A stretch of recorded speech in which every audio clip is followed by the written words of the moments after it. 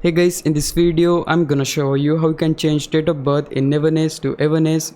All you have to do, just open menu, then click on the three dots, edit profile, again click on three dots and you're gonna see the option edit birthday.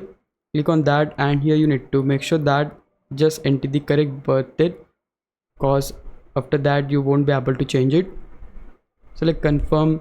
Now as you can see, this is gonna be a birth date and this cannot be undone. Once you're sure about this, hit confirm, and that way you can see there is no option to edit birthday. This is because of the security reasons. So if you entered the wrong birth date, in that case you need to create the another account and just enter the correct details there.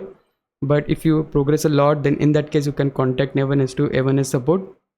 But yeah, as of now you can just basically not able to change birth date. Hope this video helped you out. If it did, please leave a like and subscribe my channel. Thanks for watching.